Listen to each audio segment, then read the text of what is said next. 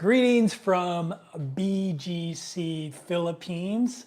In today's video, I'm going to talk about why cruising is the perfect way to travel for an introvert, in my humble opinion. If this is your first time watching me, my name's Kevin. I've been traveling full time since 2019. Every year I travel a different way. Last year I lived on nothing but cruise ships, and pretty soon I'm going to be on cruise ships again for at least 4 months, but probably a little bit longer than that. And I'm an introvert. In the Myers-Briggs test, I am an ISTJ. I am almost as far left on the introvert scale as you can be. I'm a severe introvert. And so I consider myself, with all the ways I've traveled, and being such a hardcore introvert, I consider myself kind of an expert on this topic. So today I'm going to share with you why I think that living on a cruise ship or cruising is a great way for introverts to travel. So it's really a couple of things. So on a cruise ship, and I'm gonna break these down, but a general overview. Cruising allows an introvert to have as much alone time as they want, but also the ability to tap into social interactions without having to plan them. So I'm going to jump into a quick list of why I think this is the case. So the first is, like I mentioned, you can get a lot of solitude and quiet spaces on a cruise ship. First, you have your private cabin, and you can retreat to that cabin anytime you like. No one's going to disturb you other than to come in to clean your room whenever you want them to do that. And you can relax and recharge, enjoy your solitude. If you get a balcony cabin, you have that private outdoor space to relax, have your morning coffee, have your lunch or dinner in your cabin, and just enjoy the solitude that an introvert gets. You also have a ton of quiet lounges and areas on the cruise ship. You have the libraries. You have a bunch of reading spaces. If you get up early in the morning like I do, there's almost nobody around. I basically have the ship to myself. If I want to go to the gym, I'm usually the only one in there. And if you stick to cruise lines that have less families and less kids, you even get more of that quiet time, quiet spaces. But you can always find quiet spaces, solitude on cruise ships. The next is the flexibility to choose social interaction. So you can choose your level of engagement. Being an introvert doesn't mean you're antisocial. We actually really like social. We like to be social. We just recharge our batteries in solitude, being alone. But we're not the best at maybe meeting new people or organizing events because we never know when we're going to do something. While on a cruise ship, there's all kinds of activities, group activities like dining, entertainment, that allow you to engage socially and tap into that whenever you want. There are solo dining options on a cruise ship. You can always go to the buffet by yourself. You can even go to the main dining room by yourself and eat alone. I've done it many times. Or you can, if you meet people on board the ship, you can go eat with them, or you can ask to sit at a table with other people when you go and dine, so you can, again, tap into that. And it's low pressure socializing, which is one thing I love about cruising. If you're in, like I mentioned, if you're in the mood to interact, you can choose to participate in smaller group settings such as classes, lectures, rather than jumping into the large crowds. All right, next up, the next category is structured activities without the need to organize, which all this kind of fits together, but I thought this was kind of specific. There are excursions in every port that you go to that you can tap into. So you don't have to plan it. You don't have to know people. You can just say, all right, there's a zip lining in Japan. I'm going to go on the zip lining tour. Or whatever it is, koala petting in Australia, or mountain biking in New Zealand. As an introvert, we might not have the social groups or the interactions that we would need to do that kind of thing on our own, but on a cruise ship, we can tap into those kind of things. There's also onboard entertainment. You don't have to go anywhere. If you decide you want to go see a show, watch a movie, everything, all the entertainment is at your own pace. There's no pressure to go. And whenever you decide you don't want to be there, you can leave. I'm actually, believe it or not, I actually really enjoy dancing. And so I like to go to some of the events where there's dancing, whether it's nightclub or organized dancing. But at the same time, I like to leave whenever I want. And on a cruise ship, you're not tied to an event or tied to any people. You go there, you do your thing. When you decide you're ready to go, you go. So the next category is personal time on sea days. Sea days are one of my favorite times on a cruise ship. You have long days at sea, and it's the perfect opportunity to like enjoy quiet time alone, whether it's in your cabin, on deck, or in one of the ship's serene spaces. Like on Princess Cruise Lines, they have an area called, what is it called? I want to say Serenity, but that's not right. I can't remember the name of it. Anyway, they have an area which is adults only that you can go to. You can either pay and then on for a certain area, but there's other areas in that area that you can go that you don't have to pay. The Sanctuary, there you go. Thanks, Andrea Gold. The Sanctuary. And long sea days are perfect days for the Sanctuary. When I do Panama Canal cruises on Princess, I always pay for the Sanctuary for a half a day. I think it's only like $20. And sometimes going through the Panama Canal can be hectic on the rest of the ship, but in the Sanctuary, it's very peaceful. Again, there's no rush to be social. The lack of time constraints and pressure to interact with others kind of allows the introvert to fully enjoy the downtime that you get on the sea days. Again, this is kind of overlapping, but minimal social obligations. I never have any social obligations on a cruise ship, unless maybe I'm in the Facebook group and some people are maybe fans of the YouTube channel and they say, hey, can you come to the meetup, or you want to come to dinner with me or with our group or something? We watch your YouTube channel. Those are really the only ones that I do. But like I mentioned, at any time I can tap into social events and get the social interaction anytime I want. Cruises are solo travel friendly. Even my favorite Princess, which doesn't have great solo programs, is still solo friendly. There's solo meetups. There's all kinds of things you can do on board solo. If you go to a cruise ship, a cruise line like Norwegian, which is famous for their solo program, you'll have even more options of things to tap into as an introvert. Hey, I see Chili Cruises in the house. What's going on? Another person I've cruised with and hung out with before, Chili. He's got a great YouTube channel. I know we got Andrea Golden here, who's one of my cruise buddies as well. You have convenient self-care options. A lot of introverts are really into self-care like I am. There's spa and wellness centers on there if you like to go get a massage or something like that. But there's also the gym. There's pools to swim in. There's all kinds of ways to take care of your mental well-being and your physical well-being on a cruise ship. That's the overall picture is there's so many things to tap into as an introvert, where in an introvert's normal life, sometimes it's not easy to tap into social interactions or avoid social interactions, where on a cruise ship you can do either one.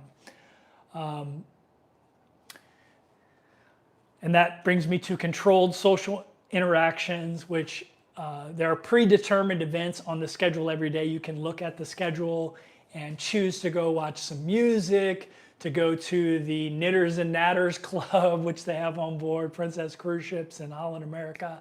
You can go to, like for me, I'm a veteran, I can go to a veteran event and rub elbows with some veterans. There's a solo meetup. There's all different kinds of predetermined events on board. There's like putt-putt challenges. There's all kinds of different things.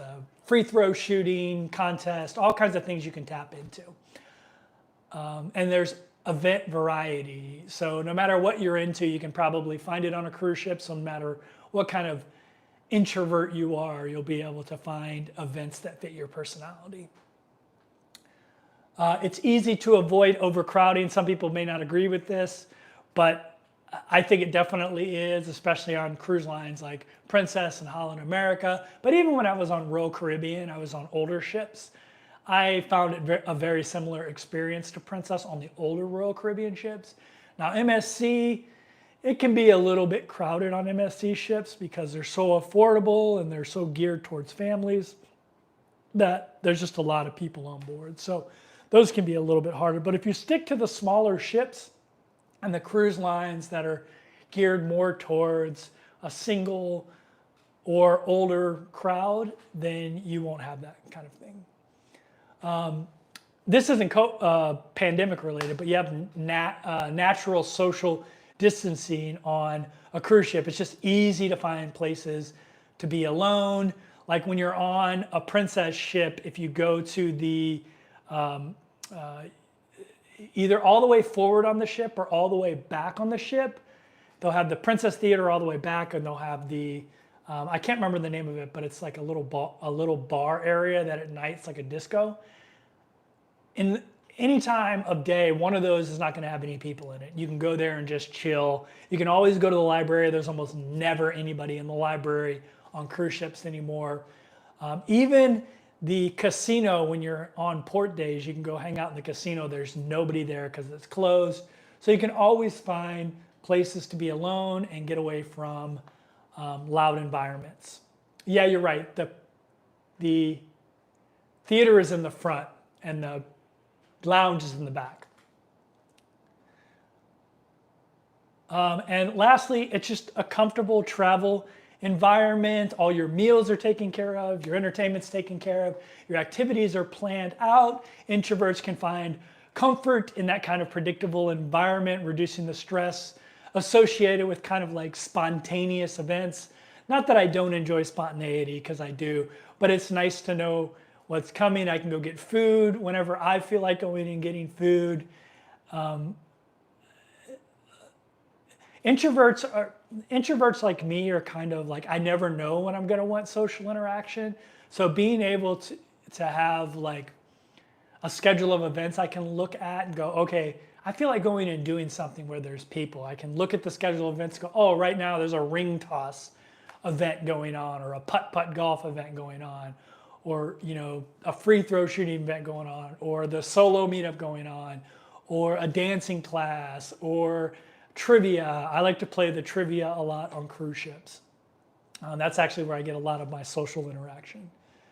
And unlike land-based vacations where an introvert can feel like they kind of have to constantly interact with people, cruising kind of offers a balance of experience where interaction is optional, like I mentioned, and you can tap into it.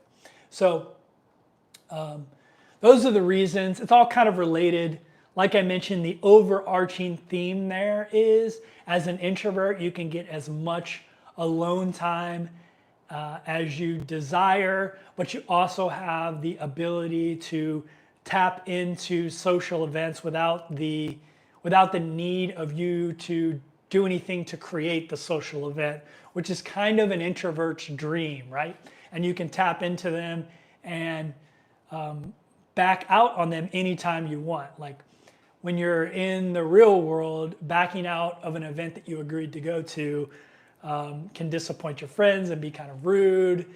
But on a cruise ship, nobody cares because the event's still going to go on and it's not dependent on you. So we have 70 people in here, 26 thumbs up. If you don't mind smashing that thumbs up, I appreciate it. I'm gonna jump into the chat now. If you don't mind putting little question marks, like 3 or 4, 5 of them before your question, I'll be able to easily find questions. And I'm going to jump into here now.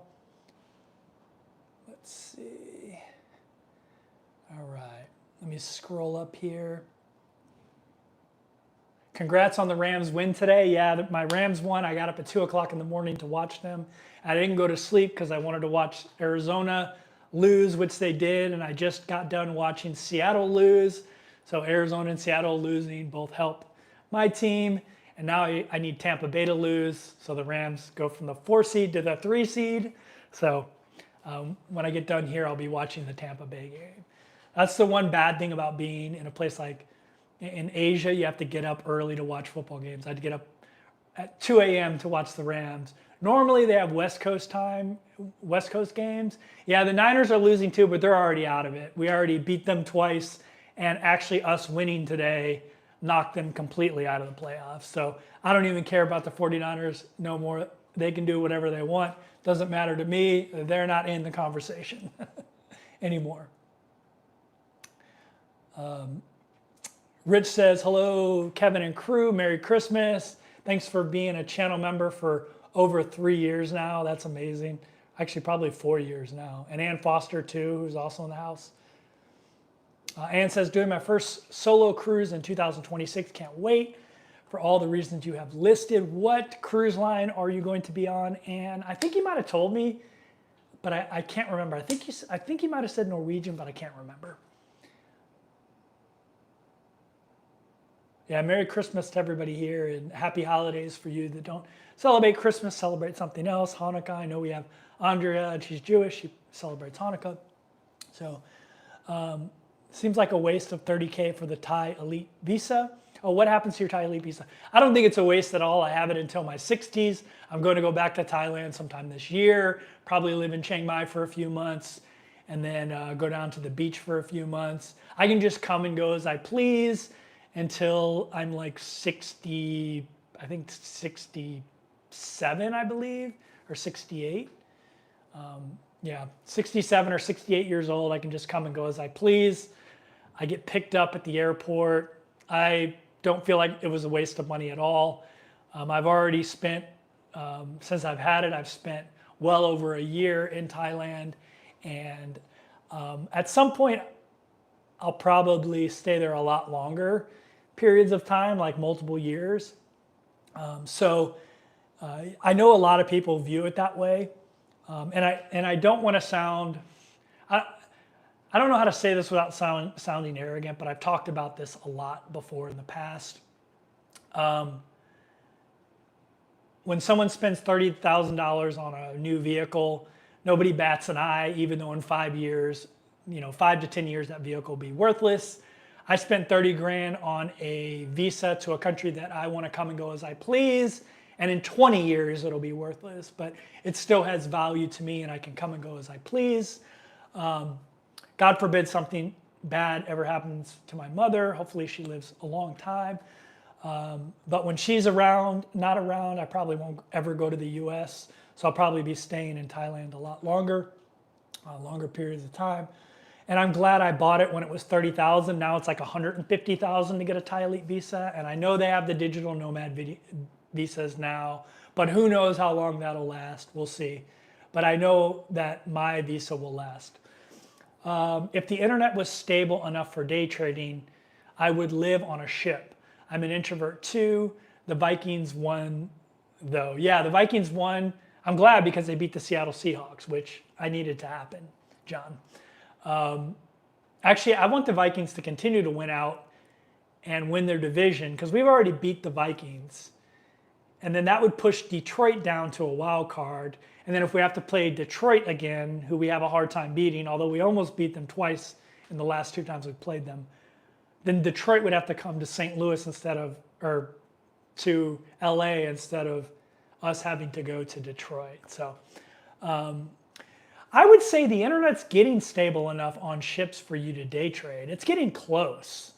And to be honest with you, if you're on cruises that pull in somewhere every day, just get high-speed internet on your phone and you'll be able to do it on your phone, because every day during the week you're going to be pulling in early in the morning, and you're going to have high-speed data. In most cruises that you're going to do, you're going to be pulling in to a port every single day. So if you have like a global SIM card like T-Mobile or something like that, you'll be able to, or Google Fi, you'll be able to day trade with that. You can sit out on deck with your phone, hotspot it or something, I don't know. Or you could get an iPad or something like that that you can get a SIM card with, and you can just pay for local coverage, which, with Airalo, you can probably get like $5 a day or something when you're in port somewhere. But I'll be honest with you, Starlink is actually getting pretty good on ships. It just gets better and better. You can stream Netflix. I don't day trade, but I don't buy stocks every day, but I do buy stocks multiple times a week. Almost every Monday, I write some kind of covered calls on the shares I own. And I did that on cruise ships too. And I never had a connectivity issue where I couldn't do it. If you can stream Netflix, you can make trades. So you might be able to do it. You might be able to do it. Thanks for the super chat. All right, I'm going to scroll up and try to find out where I was question-wise here. Lisa is in Melbourne. Is that Melbourne, Florida, or Melbourne, Australia? I'm assuming it's Australia, but Kevin's in Florida as well, Lakeland. Let's see.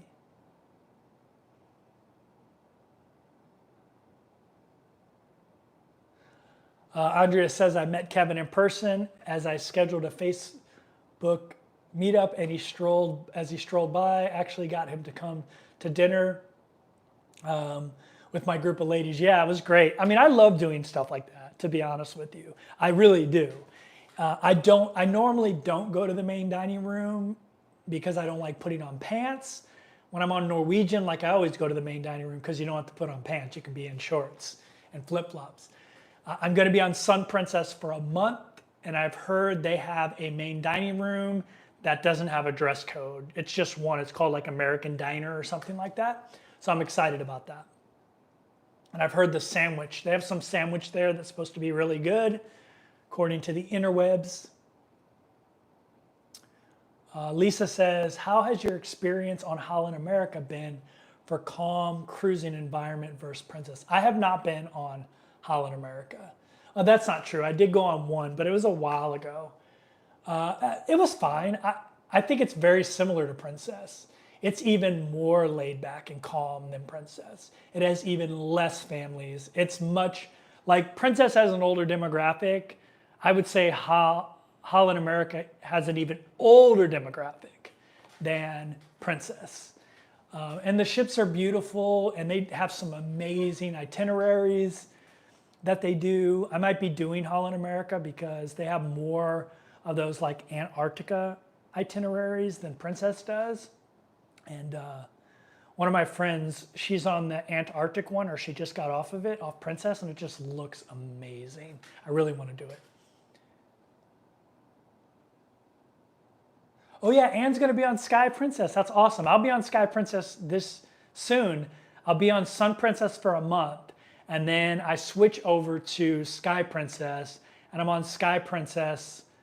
So I'm on Sun Princess for a month, from January 25th to whenever, I think to March 2nd, March 1st maybe. And then March 2nd, I get on Sky Princess. I do one Caribbean cruise on Sky, and then I ride Sky over to England, and I cruise out of England until I believe she's going into the yards for 2 weeks, because there's no cruise between May 3rd and like May 17th.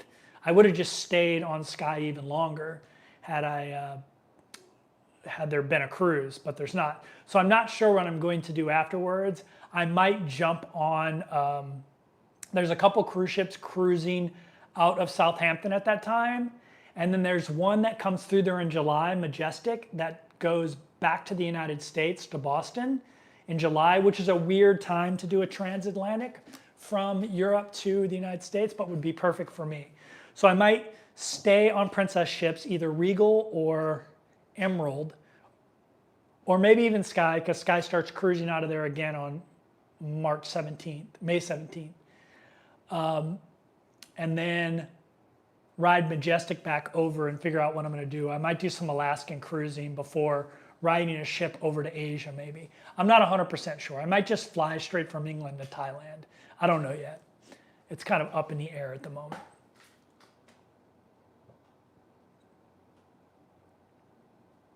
Rich says, I'm happy for Sam Darnold. Been winning since leaving the Niners. Yeah, Sam Darnold, I'm rooting for him.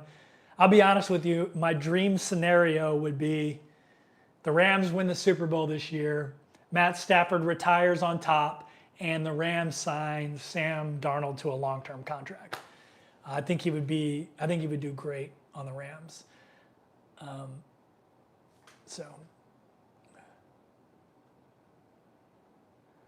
Traveling retired guy says, I constantly day trade futures while on cruise ships, and I've never had any problem with any of the cruise ships' internet speeds. Well, there you go. Yeah, same here. I mean, I even used, at the time, I'm back on Robinhood, which works great on cruise ships, by the way, but I was using Chase, which is kind of a clunky trading system, and I was still able to trade. I don't necessarily day trade, but I am trading. I'm buying stocks or writing covered calls or something like that. And I was even able to do it with Chase. And if you've ever used their investment section on their app, it's not very good. Like Robinhood is 1,000,000 times better.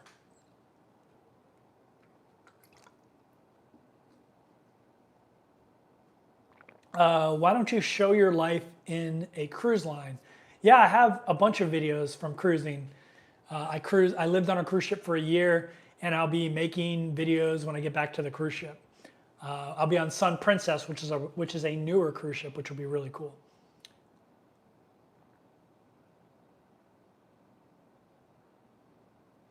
Lisa says, I'm in Australia. Your lives are much more convenient here compared to when I'm in Europe. Yeah. Probably so. I mean, I do my lives early in the morning here in Asia because most of my audience is in the United States. And a lot of people say my lives are too long, but I always explain to them, I start them at 7 or 8 East Coast time, 7, 8, or 9 p.m. East Coast time. And I keep going because I know like people are doing things on the West Coast, which is 4 hours difference from the East Coast of the United States. And so I try to catch some of the people on the West Coast, which is why these are usually a little bit longer. But I always tell people you don't have to watch the whole thing. It's so funny when I get complaints like, this live stream's too long. And I'm like, you don't have to watch the whole thing. Like, just watch the beginning for the information, the topic of discussion, and then stick around for 5 or 10 minutes for questions, because the questions are just going to be repeated as people join the live stream. So it usually ends up being just a bunch of repeated questions. But I usually stay on here just to touch both coasts. If you followed me when I was in van life, I used to do 6-hour live streams, but it would be like in the van in some beautiful place. And yeah. So 2-hour, hour and a half, 2-hour live streams actually isn't so bad compared to when I used to do 6-hour live streams.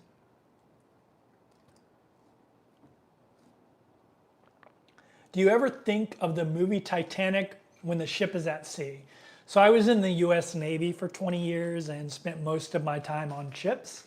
And so I kind of understand like the technology that the ships have nowadays. And it's not to have the arrogance of the Titanic crew, like the ship is unsinkable, because every ship's sinkable.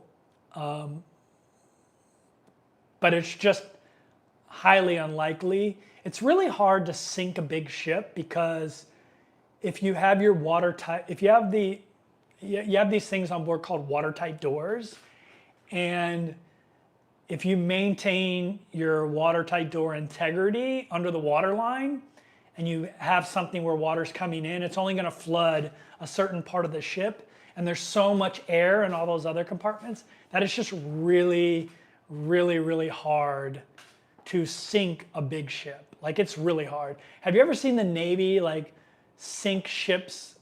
The U.S. Navy will sink their old ships and other like cargo and container ships to make artificial reefs. And they wire them with explosives, and they drop bombs on them and shoot them with torpedoes, and it still takes 8 hours for the ship to sink. Like, it's even though all the watertight doors have been removed, it's just really hard to sink a big ship nowadays because there's so many pockets of air inside of them. It's just really, really hard. You'd have to have some kind of massive explosion. And even if you had some massive explosion in the engineering spaces, it's the way they build the ships now, the compartments are so sealed up that it's just really hard. It would be really hard to have that much water get into it. And that's not to say it's not impossible, because it's happened. There was like an Italian cruise ship, I think it was Cunard maybe, not Cunard, I can't remember who it was, but somebody had one that like partially sunk. So it's not impossible for sure, but it's just highly unlikely. Like, if you get into a car every day, like, you're like, what is it, like 50,000 people die in the United States every year getting in a car. So your chances of dying in a car are 1,000,000 times more likely than dying on a cruise ship. So if you're able to deal with the statistical average of your chances of dying by getting into a car, you can get on a plane or a ship without really any worry at all, because statistically you have a much more likely chance of dying getting into a car. Anne says, my last cruise was Caribbean Princess. I remember that. Caribbean Princess is my least favorite princess ship that I've been on. And I don't know why, it just like the atrium area, not the atrium, what do they call that? What do they call it? I always say atrium, and that's not the correct word. The piazza. The piazza area on Caribbean Princess is probably the smallest of any princess ship I've been on. And you're gonna go to Sky, and they just have an amazing atrium area. I'm really curious about the one on Sun Princess. When I look at it, I'm not gonna like it. I already know I'm not gonna like it as much as I like the ones on the class of ship that like Sky and Discovery are. It looks like the rotunda they have looks like MSC. And I'll be honest with you, I'm just not a big fan of that. Even though it's big and grand, MSC's big rotundas, it doesn't have the same grand, elegant, classic cruise ship feel that the one on Sky and all them have. So, but yeah, Caribbean Princess is my least favorite. I also got norovirus on there, really bad. And so maybe I associate it with that as well. And that's one of the only princess ships that has like a water park on board. Most princess ships don't have that kind of stuff, so it attracts more families. So it's my least favorite. I still like it, but it's my least favorite of the princess ships I've been on. My favorite is probably Enchantment that I've been on, or one of the smaller ships like Island, Grand. I really love those. I can't remember which one it is, maybe it's both of them. And they actually have like a covered pool area, an atrium, I guess. That would be an atrium, right?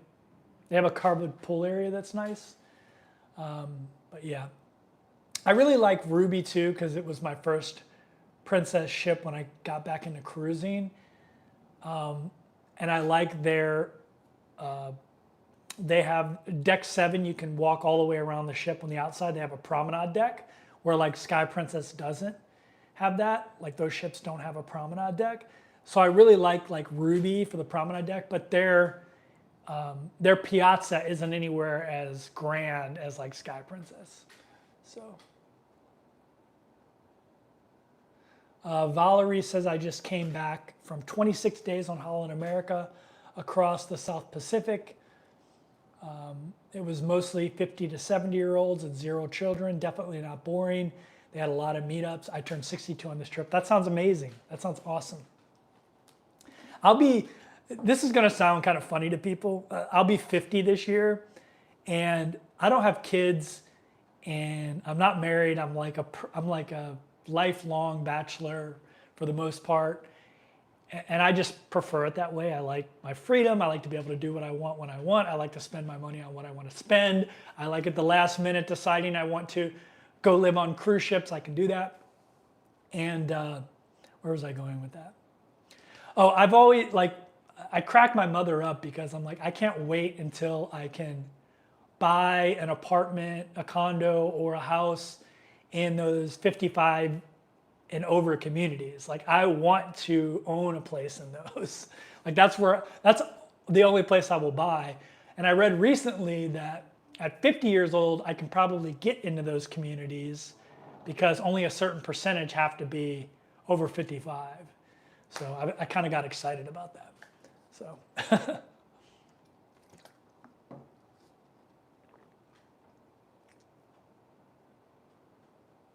Joe says, what's the number one best thing about sailing with Princess aside from the loyalty program? I'll be honest with you, I don't think their loyalty program's that great. It's very shallow. You can get to the top of it really quickly. And the benefits aren't as good as like Royal Caribbean. Royal Caribbean's is really long. You can get all kinds of levels, and you really get some substantial benefits with it. So I would say the loyalty program isn't even like a reason I cruise Princess. Here's what I love about Princess. They have pretty affordable solo cruising pricing compared to other cruise lines. And I like the laid back atmosphere, and I like that their ships aren't like amusement parks, like Royal Caribbean or Norwegian, like go-kart tracks and like mountain climbing walls and stuff like that. When I was younger, I probably would have loved that stuff, but I'd rather my cruise ship not have that. I'd rather it have more like quiet spaces, walking spaces, covered pools, adults only areas, and just be kind of elegant looking and, you know, relaxing and enjoyable in that way. Because even if I decided to do like the rock climbing wall, I'd probably only do it once or twice. You know, I'm not doing it 5 times a day or anything like that. So I think those kind of things are kind of a waste of space from my perspective. Rich says, as a USC alum and having met Sam, he's a very nice person. Fight on, Sam. Go to the Rams would not be a bad thing. Yeah, he could come home to Southern California. It'd be awesome. And yeah, I feel bad for Caleb Williams. I was telling my buddy, I have a buddy who's a big USC fan, but also a Rams fan. We were in the Navy together. We bonded over our mutual love of the Rams. And I told him, like, the Rams should offer their next 3 years first-round picks for Caleb Williams. Like, we should try to wrestle Caleb Williams from the Chicago Bears, where quarterbacks go to die, to be honest with you.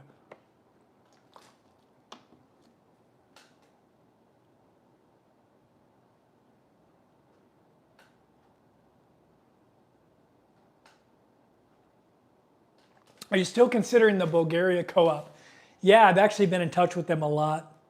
I'm still debating about it. I don't know if I want to make that commitment.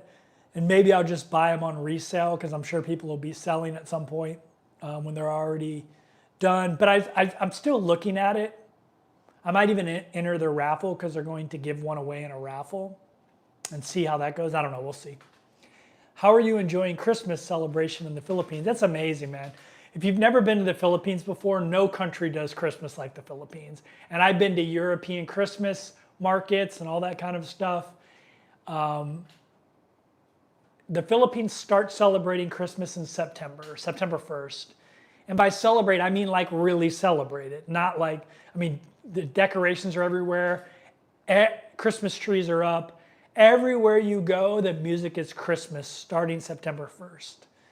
like the background music that plays in the malls. It's Christmas music everywhere you go.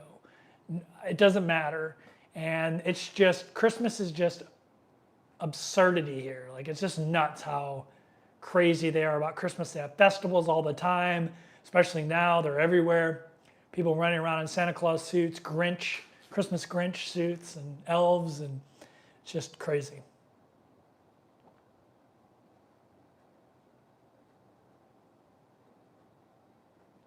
Love Broke Cruising says, how long could you go? I don't know what that means. How long could I go? How long could you go? You mean on a live stream? I mean, I've done 6 hour. Actually, I did a live stream from an RV event one time, and I think it was like 8 or 9 hours was my live stream. It's pretty long. That live stream got a bazillion views too. I still make money off that, and it was done like 5 years ago at Tampa RV Show.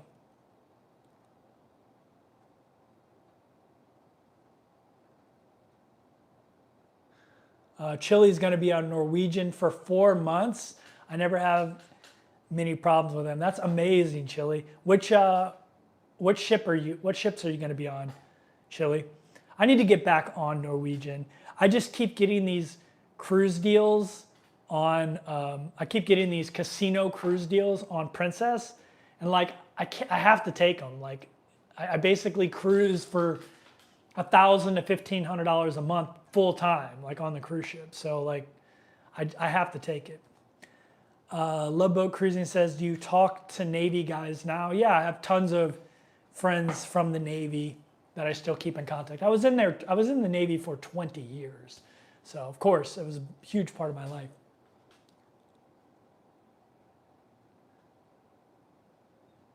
How do ships float? I don't know the physics behind it, but I'm sure you could Google it. What is my next cruise? I will be on Sun Princess for a month, starting January 25th.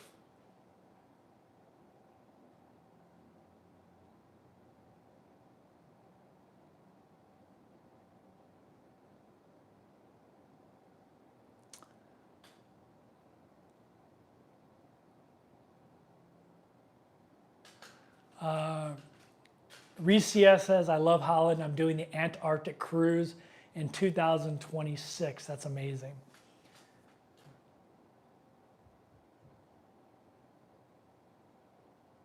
Michelle says, I'm like you. I love the single life. Yeah, I love being a bachelor. I love being able to do what I want when I want.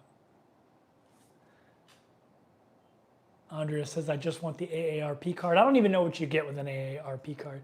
I'm very fortunate that I'm a veteran, so I get all kinds of like benefits, you know, from places for being a veteran. And I think a lot of the AARP benefits would just overlap with my veteran benefits.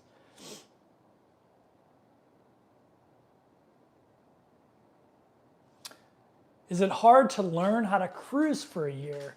I mean, there's nothing really to learn. You just do it. A lot of people say they couldn't do it. I love it for a couple different reasons. Number one, I joined the Navy as a teenager, and I was 18 years old, and I spent most of my adult life doing that, living on ships and cruising the world. And so life at sea for me is just like part of my life, and I love it. So I love being on the open ocean. And my favorite thing about cruising is waking up somewhere new every single day. I always tell people this, like I don't look, like a lot of times people say, well, where's your cruise ship going? And I'll be like, I have no idea. Other than like general vicinity, like I don't know what port I'm pulling into the next day. When I wake up in the morning, I look at the sheet you get that tells you what port you're in, and I go, oh, okay, I'm in Oslo, Norway. Awesome, let's go explore Oslo. I usually don't even look unless I'm taking an excursion or something. So, hey, we got over 107 people in here. If you don't mind smashing that thumbs up, I'd appreciate it. It just helps more people find the live stream. And if you're here for the information the title of this video is about, just rewind the video, watch that, and then you can jump back into the live chat after you watch that, if that's what you're interested in. Simply Social says, oh, Nana on the Run, 13 days to sail day on NCL Bliss. That's awesome. And thanks for being a channel member for going on 4 or 5 years now. What's a good cruise to start with? Asks Simply Social. Well, if you're going, I don't know what your demographic is or what you're interested in. So it's hard for me to answer. But as a solo cruiser, the best, in my opinion, is NCL. So if you're going solo, it's NCL. If you have a family and you need water slides for your kids, then I'd say like Royal Caribbean. But yeah, I'd say NCL if you're a solo cruiser like me. And I don't know what you like to do. Do you like to party? Do you like to relax? What do you like to do? If you like to party, go to like Carnival, Royal Caribbean, NCL. If you want laid back, relaxing, cruising, either go to older ships in those cruise lines or go to Holland America, Princess, Cunard, cruise lines like that.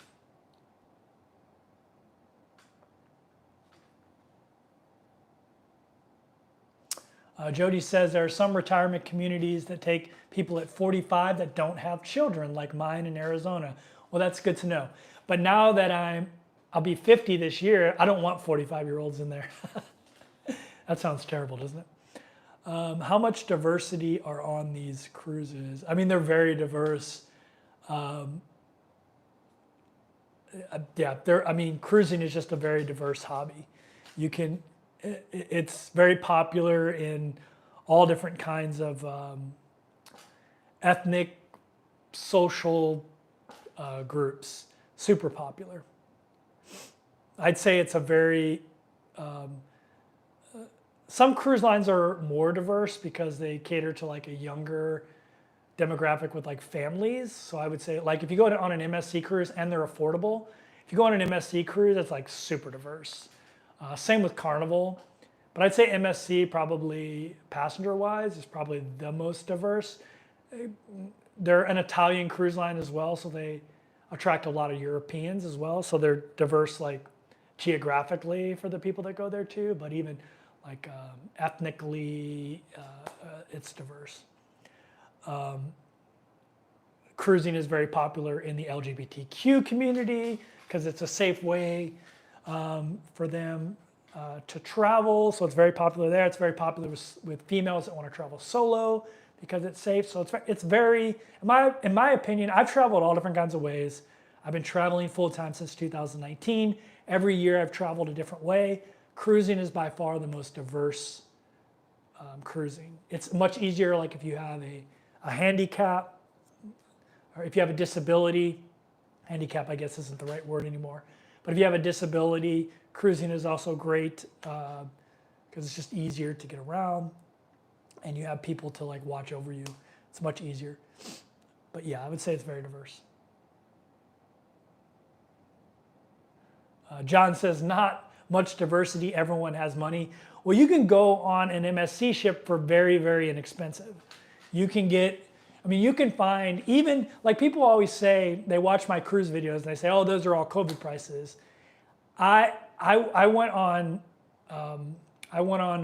Cruise Plum, like the fruit, Plum, which is a great cruise search engine because you can search by actual price and you can search by solo price.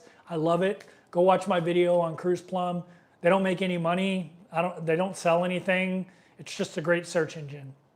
And people said, oh, you can't find cruises for under $100 a day. I found 100 cruises for under $100 a day. 100 cruises, all in under $100 a day. There were some for $65 a day, MSC cruises, all in, $65 a day for a solo cruiser. So it would be like $30 a day for someone like a couple going per person. There were over 100 cruises that were under $100 a day all in. So that means you could cruise in MSC nonstop for under $3,000 a month with no deals, right? And if you're throwing in some of those $65 cruises, it would be well under $3,000 a month. And that's all in. Taxes, port fees, gratuities, everything, cruise fare. So it's you don't have to be rich to do it. It's much cheaper than, it's one of the cheapest forms of travel I've done.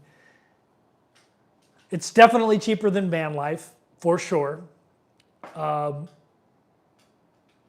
If I go and I live in Thailand and I rent a place, that is definitely cheaper than cruise life. Although if you get casino deals like I do, and I don't gamble, so it's not like I'm wasting my money gambling. I haven't gambled in forever. Go watch my video on my monthly expense videos, and I talk in there how I got these cruise deals. But I mean, I cruise for $1,000 to $1,500 a month, all in. That includes food, everything. So at some point that will run out because they'll realize I don't waste any money cruising as their algorithms get more sophisticated. But sometimes living on cruise ships is even cheaper than living in Thailand.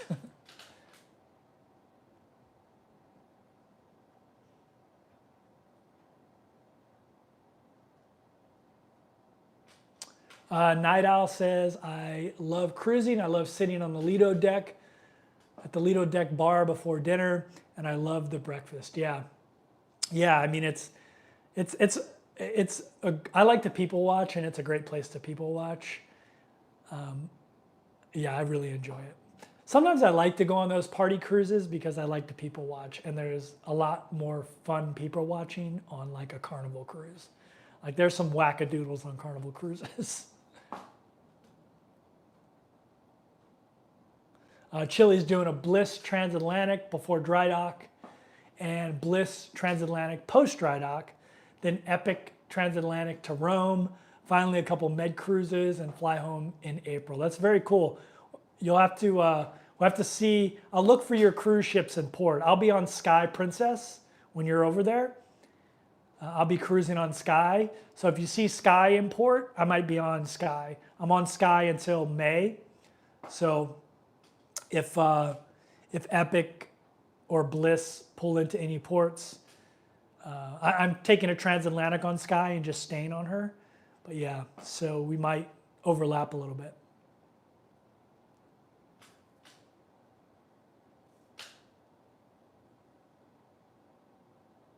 Can I do cruises from Corpus Christi, or do I have to go from Florida? Yeah, if you go to Cruise Plum, and you can search by embarkation port, and I believe Corpus Christi is an option, but there's definitely cruises out of Galveston for sure. So I believe there are out of Corpus Christi as well. But yeah, you can sort by departure port, and you can see every cruise leaving out of Corpus Christi and Galveston if you don't mind going to Galveston.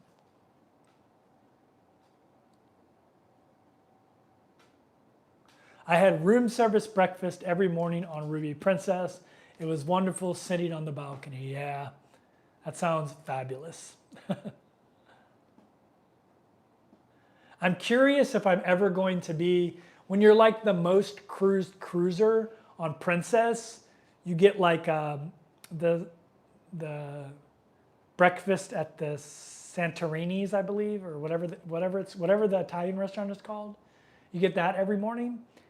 And I'm starting to get to a point where I might be the most cruiser every now and again. Not all the time. I should start being in the top 25, which gets you an invite to some kind of captain's dinner. Because I have over 300 days now. And I should start Sabatini's, that's it, Sabatini's. I should start being one of the most cruisers. I don't know if I'll be the top cruiser, because usually those guys have like 1,000 cruise days. But every now and again, I was on a cruise ship where someone with 400 days would be the top cruiser. And at the end of my Princess cruising this time, I'll be over 400 days. So I should start at some point. At some point, I'm going to be the most cruiser on most cruise ships as cruisers with tons of days start aging out and not cruising anymore. But yeah. What is NCL? I'm like you, a laid-back veteran. NCL is Norwegian Cruise Lines. They have a great solo program though, and I would say I wouldn't call NCL a party ship, but there's a lot to do on an NCL ship. I like it. I like NCL. There's a lot of things to do. They have a lot of smaller venues, which I really like. And if you're a veteran, make sure you go to each cruise line and become a member of the cruise line, which is free, and their loyalty program. And then figure out, every cruise line gives some kind of veterans benefits, like NCL's 10% off cruise fare. Princess gives you money on spending money on board, which is like $250, can be up to $250 on a cruise. And I think Royal Caribbean gives you like 5% off cruise fare or something like that. So every cruise line offers some kind of veterans benefit. So make sure you go and you register, get in their loyalty program, and then Google like veterans status on each cruise line, and it'll tell you how to prove it. I just had to send them a copy of my DD-214, and I was in. So, and then once you're in and it's associated with your loyalty member account, then you never have to prove it again.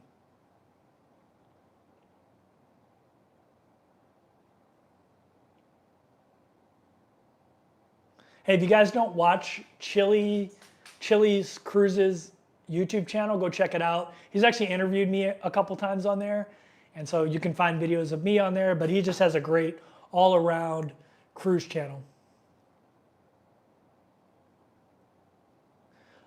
Your original plan was to cruise for a year. Do you intend to cruise indefinitely now?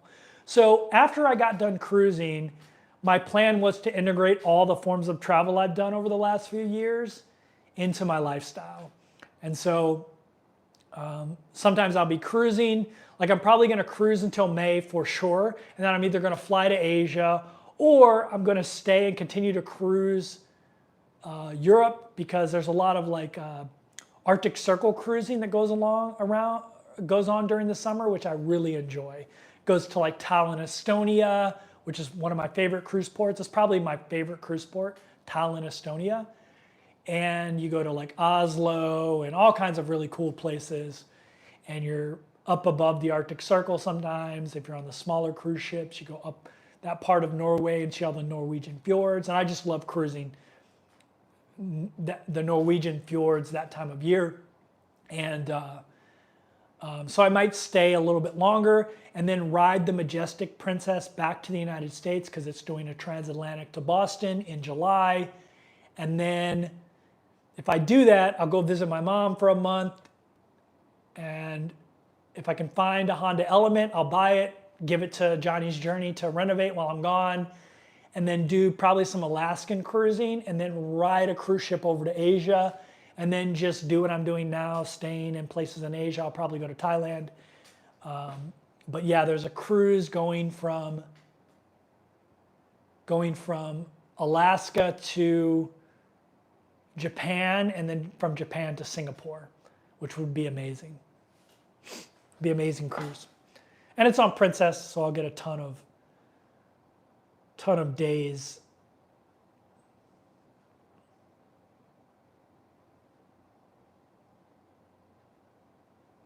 If you have time in between cruises, do you get a motel room? Yeah, usually, or an Airbnb.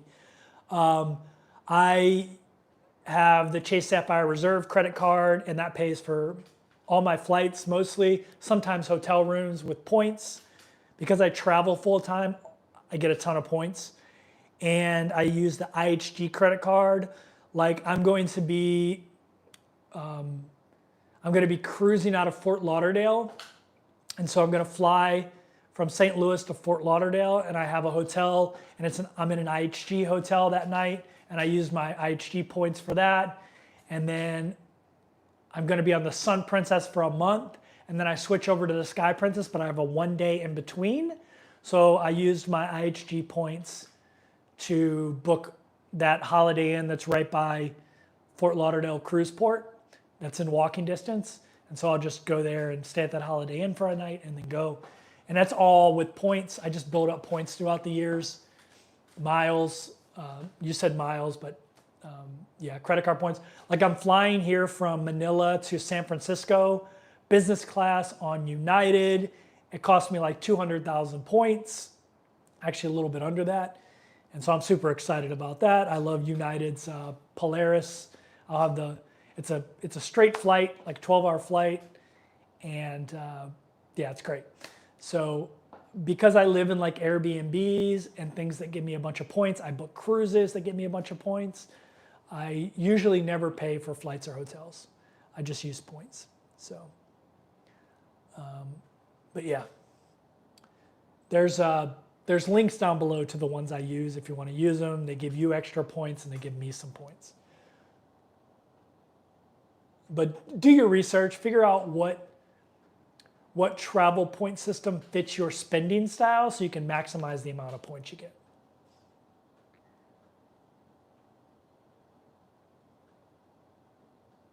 Should I get an agent to set it up or do you do it yourself? I love planning, so I do all my cruise planning myself. Some people love using an agent, and there's nothing wrong with that, but I don't use an agent. There's nothing wrong with using an agent. It's not going to make your cruises any more expensive. Sometimes you might even get more like onboard credit using an agent, but I enjoy the process of planning my cruise itinerary, so I do it myself. What's an MSC ship? MSC is a company. So the major cruise lines out of the United States are MSC, Carnival, Royal Caribbean, Princess, Norwegian, Holland America. Yeah, those are the major ones.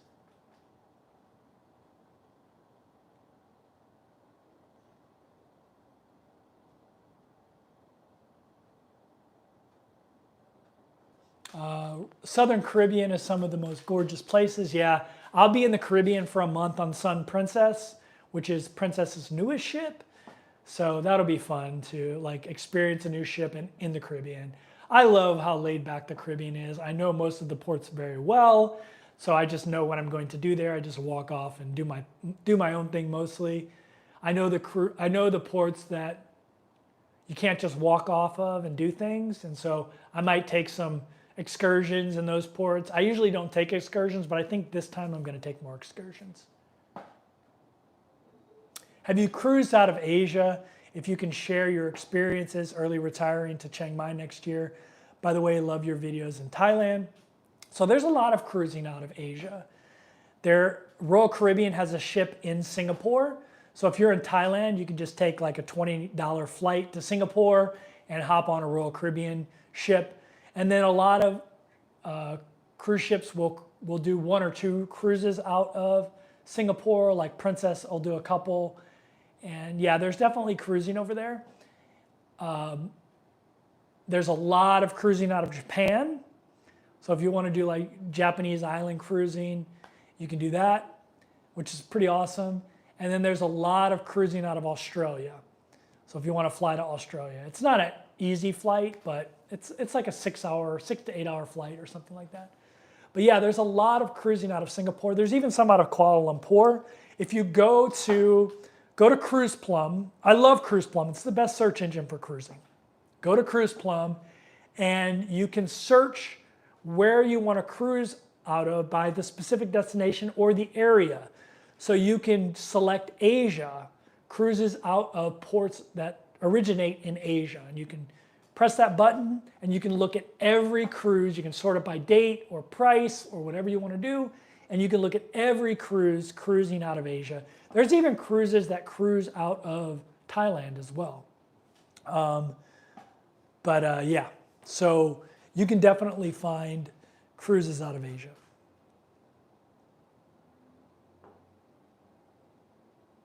Nancy said, someone said MSC nickels and dimes people. Do you know anything about that? Yeah, they charge for things.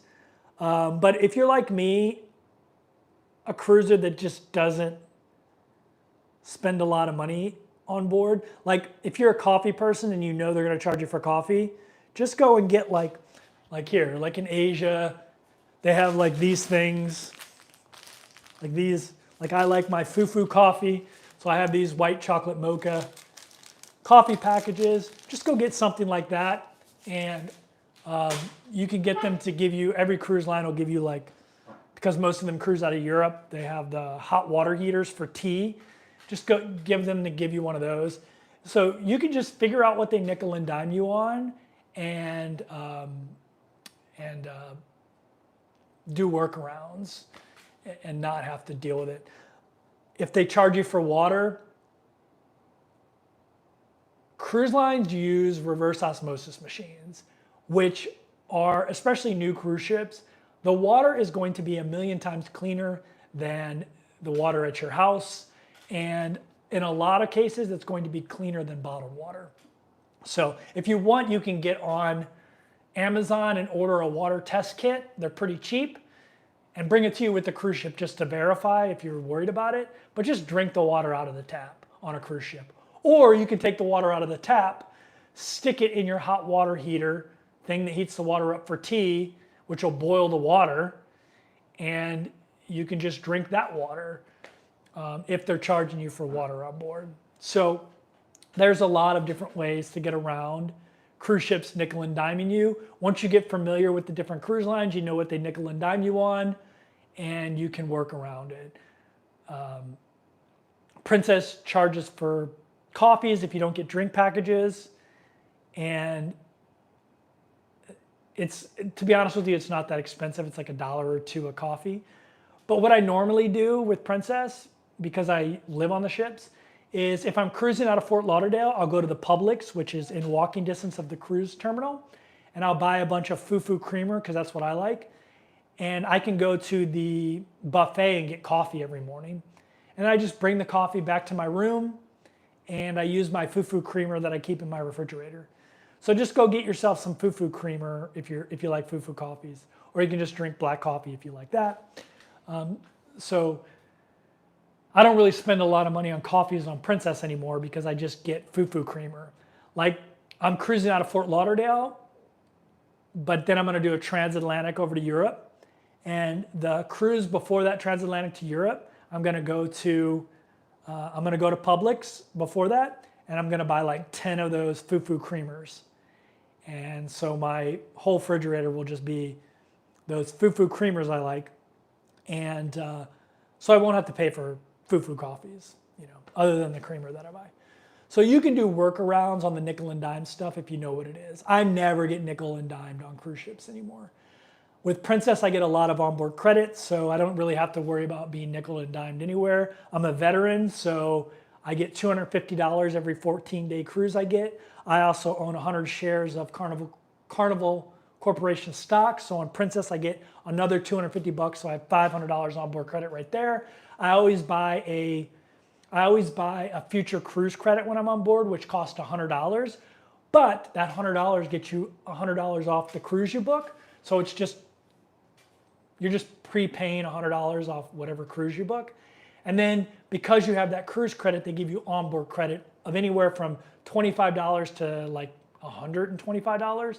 So usually when I walk on board a Princess cruise, I usually have anywhere from $300 to $800 onboard credit. And so if I want to get a coffee, I can do that. That's how I maintained my ability to cruise with all these casino deals, is Princess allows you to use that onboard credit for whatever you want. And so at the end of the cruise, whatever onboard credit I have left, I just go and I spend it in the casino. And so it's not my money, it's money I get on board. And that's kept me cruising for free. When you're on Princess ships, they charge gratuity. You can have them take it off, but I don't do that. I have no problem paying the gratuity. I just let them charge me every day for it now. I used to prepay gratuity. I don't prepay gratuity anymore because I get so much onboard credit. My onboard credit covers the gratuity anyway. So basically Princess is paying my gratuity with the onboard credit they give me. So you can find workarounds on different cruise lines like that that will help you offset the cost of the nickel and dime stuff. Every cruise line has onboard credit for different things. And once you get very familiar with the cruise line, you can learn what to do to offset the cost of the things that you want. I don't drink alcohol, so getting a drink package doesn't make sense to me.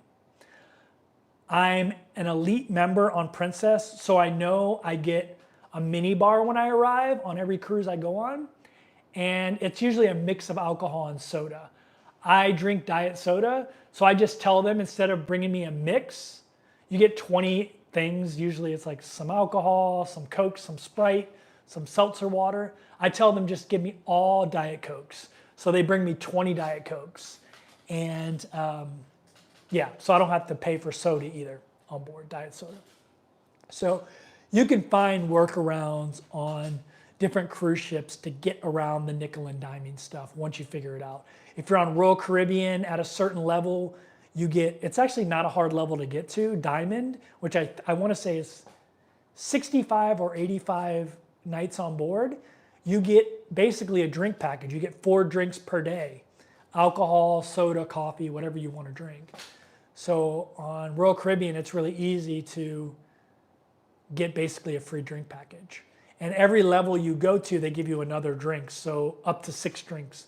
So at some point on Royal Caribbean, if you stay loyal to them, you get 6 free drinks a day, which for me, I don't drink alcohol, so I just use it for coffees or soda on board because I drink soda. It's one of my bad habits.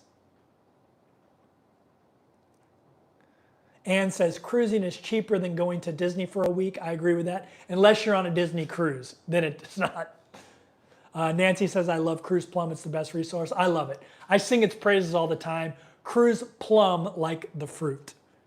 For those of you who haven't used it, go check it out. It's just a search engine. You can't actually book a cruise on there. You have to go to the cruise line to book the cruise. But it's just great. It's way better than Vacations to Go. Vacations to Go is a travel agent, so they don't show you everything available because they only show you things they can make money on. Cruise Plum shows you everything available.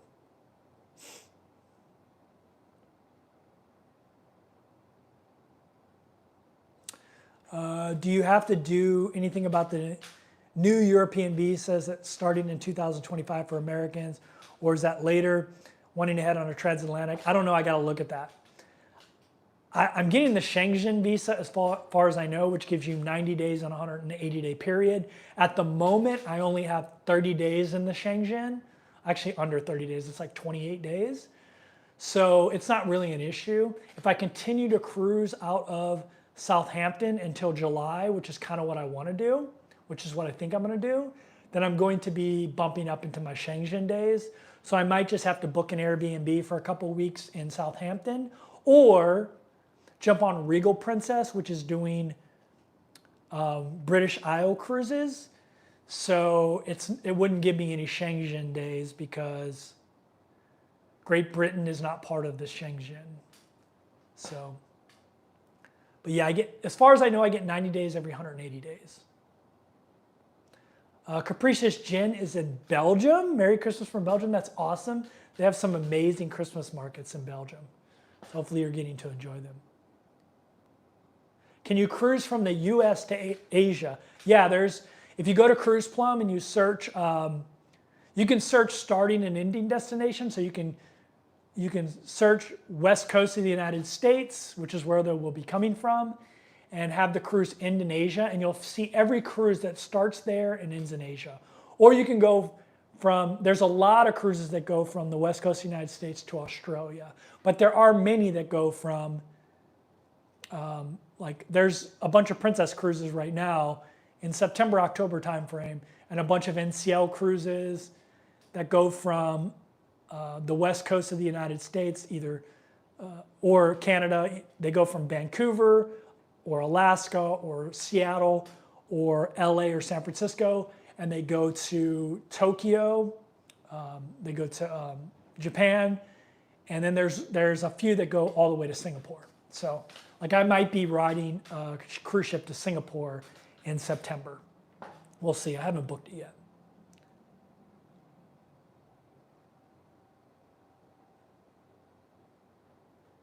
Rich says, I finally used the Chase Sapphire travel portal, great value. Yeah, that's where I booked my United flight. Here's a little tip too. So when I was first looking at the United flight, I'm gonna give you dollars, because dollars usually almost always correlate with how many points you have to use. So if a flight is, I'll keep it basic, but if a flight's $6,000, it'll be 600,000 points. If a flight is $2,000, it'll be 200,000 points. So the United, there are 2 flights that fly directly to San Francisco from Manila. There is a Philippines Air flight, but the business class on there is not lay flat seats. It's 2 seats a row, and they're comfortable seats. They're big, but they're not lay flat. And for me, if I'm flying a trans-Pacific flight, I want lay flat seats because the flight's going to be at least 12 hours. And so I want lay flat seats because I want to take a nap. And so that flight is about $2,800 or about 200,000, a little bit over 200,000 points. There's a United flight that is the same route, but it's Polaris business class, so lay flat seats, and also you can get a seat all by yourself, right? They'll have on each bulkhead of the plane, they'll have 1 seat, and then they'll have 2 seats in the middle. So a couple can get the 2 seats in the middle if they want, although there's a wall that separates those 2 seats if you need it. So if you don't know the person, you can just raise the wall. But I like the seat over by myself at the window. And so, and it's a lay flat seat. That flight is $6,000. So $2,800 or $6,000. But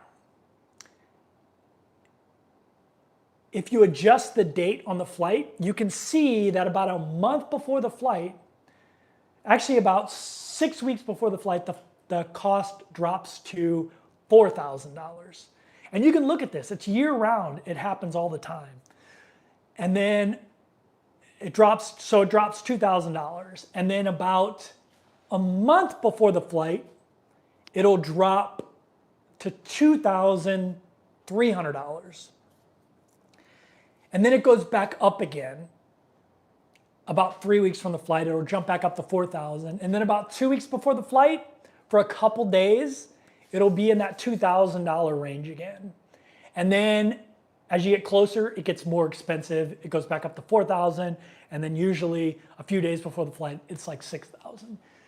So the exact same flight, and there's like, I always count the seats because when you go into the travel portal, there'll be like 4 seats left at this price. But then when you open up the seat map, you'll see I think there's a total of 40 seats, maybe it's 60. At the time I was looking when it was $6,000, there were still 38 seats left. And plenty of seats on the edges like I like. And so I just kept tracking it and tracking it and tracking it. And then the other day, the day I want to leave, the price dropped down to $2,000. And it ended, with the conversion of points, it ends up being like 170, 180,000 points. So always do that. Like, look at when you want to leave, see what the price is, but then look at the exact same flight, like 2 weeks from the day you're booking. You can see how the flight moves in price by just doing a little bit of homework. And I'm sure there's websites that track this, but I just watched the flight and I knew about 30 days out, it would, it had been tracking to where it drops to $2,000 something, and it did. And so I just recently booked it, and it's still in the $2,000 to $2,500 range, and there's still plenty of seats left. But that's the cheapest I saw it fall to. So I would check it like a week out from whatever date I was looking at, and I'd be like, okay, it jumped back up. 2 weeks out, it's this price, and it just kept doing that. And so I knew that around the 30-day mark, I would see a drastic fall in price. And it's what happened. It went from $6,000 to $4,000, and then almost exactly 30 days out, it fell to $2,000. So always do that with your flights. And the reason, they actually have direct flights to LA, but there's a direct flight from San Francisco. I have a lot of Southwest points, and there's a direct flight from San Francisco to St. Louis, which is where I'm going to visit my mother. So I wanted to fly into San Francisco. But price to LA is about the same anyway. But yeah, I could have booked the Philippine Air flight in business class for $2,800 had I not been paying attention. To the United flight actually ends up cheaper, and it's a much better flight, much better, much more relaxing. It's Polaris business class, which is one of the best business classes, and I get a ton of. The cool thing about spending points on flights on Chase is you still get the points from the airline for the business class seat. So I'll still get United points. So I have a ton of United points already, and this is going to add more. So at some point I'll just book a United flight with those points. So it's kind of, when you get involved in points, it's just great. But yeah, I love the Chase portal. The Chase portal is where I booked that United flight.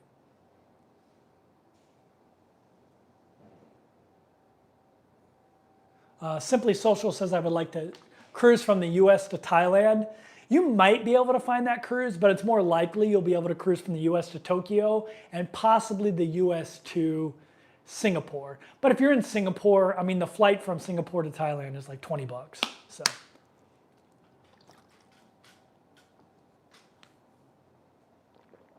Is it possible to cruise with points and mics on Princess? Points and miles on Princess?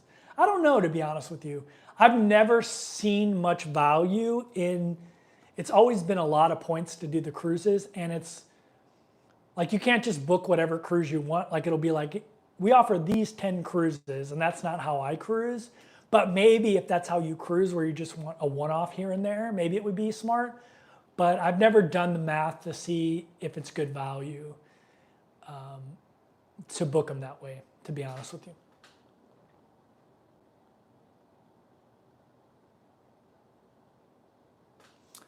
Valerie just flew from Sydney to JFK on Qatar for $58K. That's awesome. I mean, I just wanted a direct flight to the United States. I could have went other routes and got it way cheaper in points, but now I just have to take a 12 to 13 hour flight directly to the United States, lie flat seat, and it cost me no cash out of my pocket. It just cost me points. I have a zillion points. I've been collecting points forever. And so to me now, it's just, I don't want to do any layovers or anything like that. So, but yeah. Unfortunately, there's no direct flights to St. Louis. I wish there was. They do have a direct flight from Europe to St. Louis now, from Germany, but that's about it. St. Louis doesn't have a lot of international flights. But they do have a great Southwest hub, so it's real easy to fly. I have a ton of Southwest points, by the way. And so I'm flying from San Francisco to St. Louis on Southwest.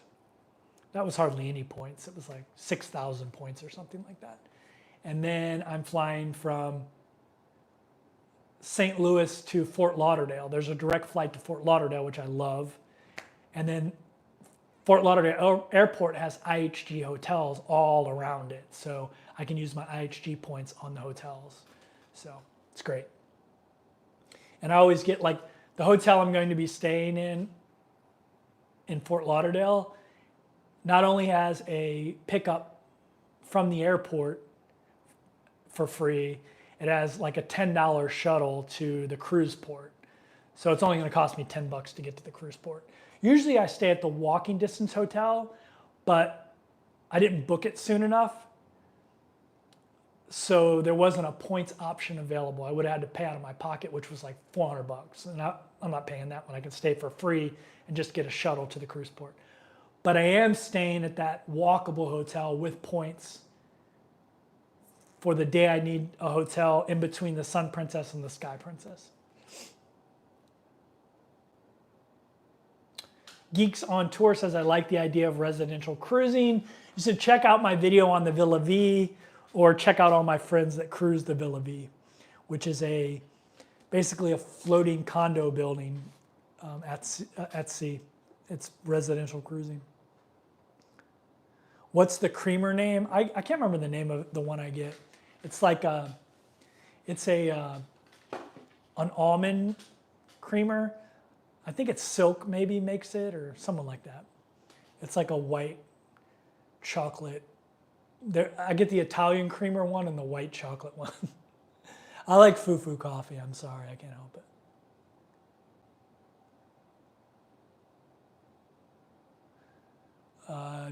Capricious Jen says, it's nice that Princess lets you utilize your onboard credit for service charges. NCL does not. Yeah, it's great. It's great that you can use your onboard credit for whatever you want.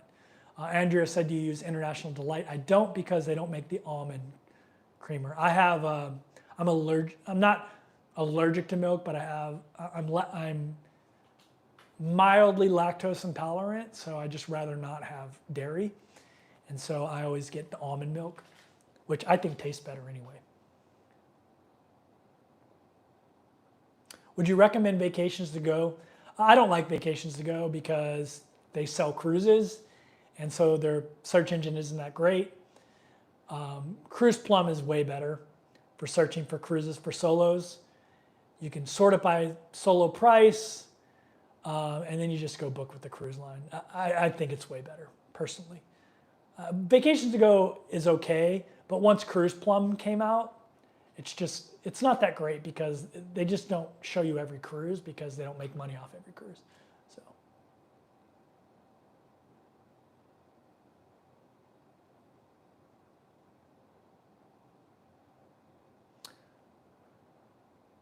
What sites do you use for flights? I usually just use the Chase booking system, which isn't the best price-wise, but it's just easy. Sometimes I will transfer my points directly to the airlines, but sometimes I'll go to Google Flights and check just to see if there's anything cheap, like super cheap. But usually I just book through the Chase system, which probably isn't the best.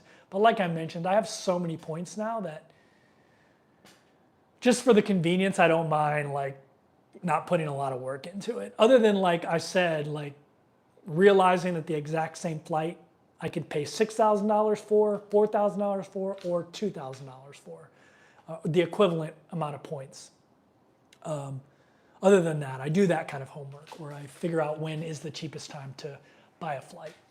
So.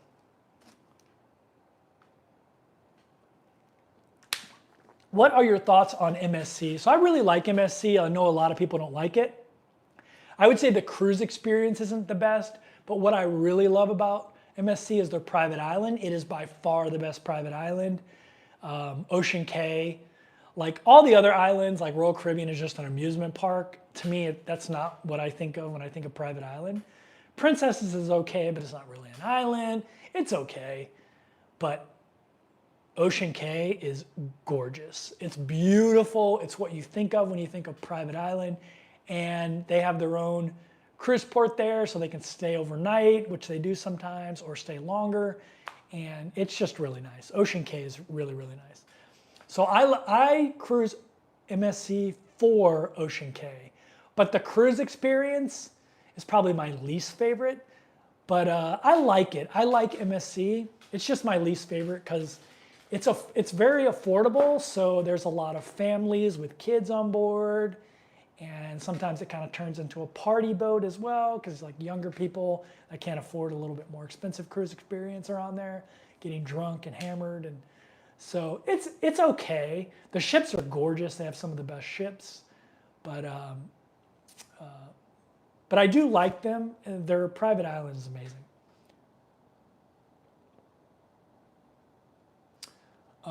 Capricious Jen says the Centurion Lounge in San Francisco is great. I don't have Centurion Lounge access because I have Priority Pass, but there's a ton of lounges in San Francisco. Although I will be flying Polaris, so, well, actually I won't be able to use that because it's an incoming flight. I don't know if they'll let me use it or not on an incoming flight. Maybe they will. But yeah, I'm sure I'll find a Priority Pass lounge there that is decent. Because I do have a layover. I get there at like 6 o'clock in the morning and I don't think my flight's until 11. So I do have a little bit of a layover.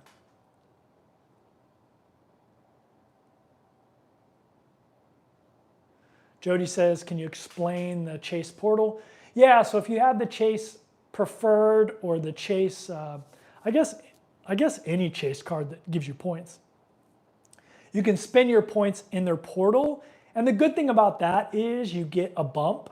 Like with Chase Sapphire Reserve, you get a 50% bump. With Chase Sapphire Preferred, you get a 25% bump on your points. So for instance, if a flight is $100, instead of being 10,000 points, it'll be 7,500 points. So you'll get just better value. But it's just a travel portal like Kayak or something like that. It's just a portal that you can use. When you go to your points and you look at your point balance, you can open up the travel portal and you can book flights, hotels, cruises, rental cars. You can book any kind of travel stuff there. I use the IHG card, which is a Chase card, but I use their travel portal, which is the IHG app or whatever, to book my hotels. I don't really book through Chase system because IHG points are separate from the Chase system, even though it's a Chase card. It's kind of weird, but it is. But yeah, the Chase portal is just like Kayak or something like that.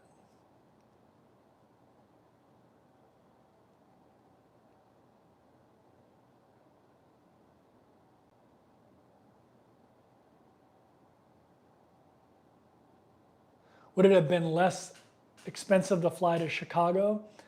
I don't think so. I think there is a direct flight to Chicago, but I actually think it was more expensive. I don't think it was cheaper. I think San Francisco and LA were the cheapest. I think they were about the same. LA might have been a little bit more. But yeah, I just wanted to fly to San Francisco because of the direct flight, the time of the direct flight from San Francisco to St. Louis on Southwest. And it's only that flight's super cheap. So, yeah.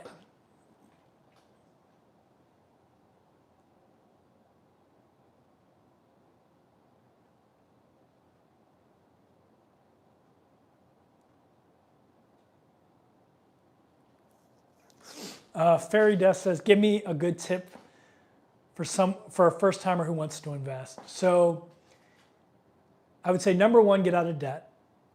Because if you're paying credit card debt, you can get yourself a guaranteed 14 to 25% return by getting rid of that debt. So that's number one. Invest in that first because you're going to get a great return from not having any credit card debt. So if you're debt free, I would say get the book. If you need help getting out of debt, read Dave Ramsey's Total Money Makeover. And then once you're out of debt and you're ready to invest, read J.L. Collins' A Simple Path to Wealth and start there. And then if you want to get more advanced, you can, but that'll build your foundation. Like I built myself a foundation. Now, when I talk about a lot of the stocks I buy now, a lot of it is in my swing for the fences portfolio, which is where I own things like Rocket Lab, which is like my favorite stock right now, Palantir, a bunch of companies that have done really well this year, as a matter of fact. But you want to build a really good foundation first. And I would say read that book called A Simple Path to Wealth by J.L. Collins. That is timeless advice in that book. So when you do back-to-back cruises, do you actually stay on the ship or do you have to disembark? So in the United States, Patty, and most other countries, a ship has to get to a 0 body count before the next cruise starts. So almost always, I've never been on a cruise where you don't have to disembark. I'm sure there are in some countries where they don't care, but everywhere I've ever been, they want a 0 count on the cruise before they allow the cruise ship to embark new passengers. So usually what cruise lines do is they'll have anybody who's a back-to-back cruiser meet in a certain location if you want to stay on the ship. So if you want to just disembark, then you just tell them, they'll send you a little sheet that asks you what you want to do. And you just say, I'm going to disembark and go out in town. Like if you're in Florida, you're going to go out in Fort Lauderdale. And then you'll be able to embark the ship again with the new oncoming passengers. You'll get head of the line. They'll give you some kind of little pass that gets you to the head of the line because they know you're already checked in and all that stuff. But you can do it that way. Or if you want to be able to come right back on the ship will tell you to meet somewhere, and all the back-to-back passengers will meet in this certain location, and someone from the cruise line will walk you off the ship, walk you through immigration before they start letting new passengers on, and walk you right back on the ship. So you can do that as well. I've done that many times. So usually you can make a choice and it'll be one of those two things. So yeah. How do you handle mail? So my mail goes to my mother's house and she handles it, but I come from the RV community and a lot of full-time RVers will get a mail service. They're really popular in Florida, Texas, and South Dakota, places that are easy to get residency, and they give you a mailbox, which will give you residency in that state if you want. And those are 3 tax-free states, by the way. And whenever you get mail, they'll scan it in and send it to you. And they'll do whatever you want with it. They'll either send it to you if you want them to send it to you in a location, or they'll shred it. Or they'll keep it for you whenever you come back. So there are multiple different ways to do that. What would be your preferred? Celebrity Equinox, Buenos Aires, 14-day cruise, or Antarctica on Sapphire Princess? Ooh, I think they would be both amazing. The Sapphire is an older ship. I don't know about Celebrity Equinox. I've heard Celebrity is a great cruise experience. It's very similar to Princess, maybe even a little bit more elevated. But so I think you can't go wrong with either one of those. But I have a lot of friends that have done Sapphire Princess, the Antarctica, and they absolutely love it. They love the ship and they love the cruise. So just my own comfort level, I would lean towards Sapphire Princess. But other people might tell you that they would lean towards Celebrity Equinox. I don't think you can go wrong with either one of those. But the Antarctica portion of it, that it looks like you're going to get on Sapphire Princess, I'd probably opt for that.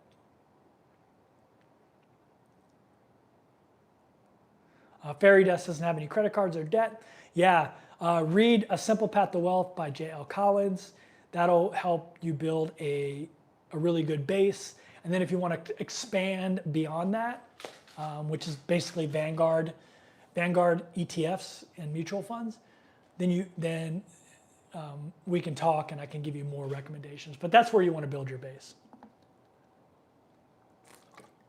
Do you use Amex points to book cruises? I don't have American Express. I'm in the Chase ecosystem. I have the Chase Sapphire Reserve, the Chase Freedom, and the Chase Unlimited. I like them because I can transfer all those points to my Chase Sapphire Reserve and get a 50% markup on my points. I also love the Chase Sapphire Reserve because it gives me all my travel insurance, my rental car insurance. It gives me priority pass for lounges at airports. I love the Chase ecosystem. I know that Amex has their own ecosystem that's really good as well, but I just really like Chase, and I have so many points with them that I would never leave now. And I also have the Chase IHG card, which you can't blend those points. I can move Chase Sapphire Reserve points over to IHG, but I never would because the trade-in value is not very good. But I use IHG to book hotels. So, what are your thoughts on NCL Sun? I love NCL. It's great. I would go on Sun. It's an older ship. I would definitely go on Sun. I like the older ships. They're smaller and they go to cooler places, in my opinion. Cheers from Montreal. Will you cruise Virgin soon? Yeah, the problem with Virgin is they only have 3 ships now, I believe. They were at 2, now I think they're at 3. And so it's just hard to line up Virgin with my cruise schedule because they don't have a huge amount of cruises. And so yeah, it really would have to be the perfect opportunity. But I do want to do Virgin because I heard it's amazing. So I do want to try Virgin voyages. So yeah. All right, I'm all caught up on questions. If you have some questions, throw them out there. If you could put question mark in front of them. And if I missed your question, it wasn't on purpose. I just missed it. Throw it out there and I will be sure to answer it. I'm checking the football score right now, the Dallas and Tampa Bay score. I need Tampa Bay to lose to Dallas today. So my Rams are the 3rd seed instead of the 4th seed. So There's no way they can get the first or the second seed, but they can definitely get the third seed. So as long as they keep winning. Yeah, I'm all caught up on questions. So if you have any questions, throw them out there. We still have 115 people in here, so I'll stick around longer. We almost have 100 thumbs up. If you don't mind smashing that thumbs up button, I would greatly appreciate it if you would do that. Apple G says, go Pack, go. Yeah, I mean, the Packers beat the Rams this year, but they played us when everyone was injured, so I don't really count that game. If we can win the division, the Packers would have to come to us, which is great because I would not want to play in Lambeau for the playoffs in the winter.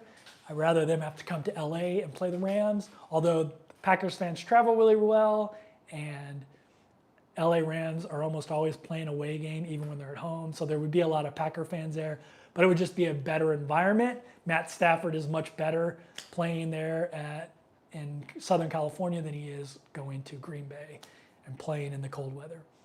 Like today we played a cold weather game against the Jets, and he didn't play very well. We still ended up beating the Jets, but he just doesn't play very well in cold weather.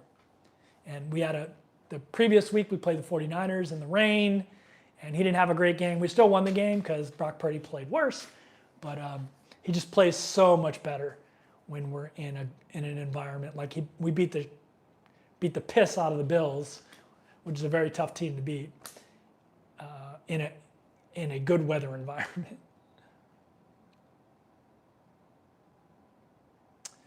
Jen and Tommy are Chiefs fans. Yeah, I'm from Missouri, but I was a St. Louis Rams fan, and I just had too much invested in them when they left. I just stuck with them.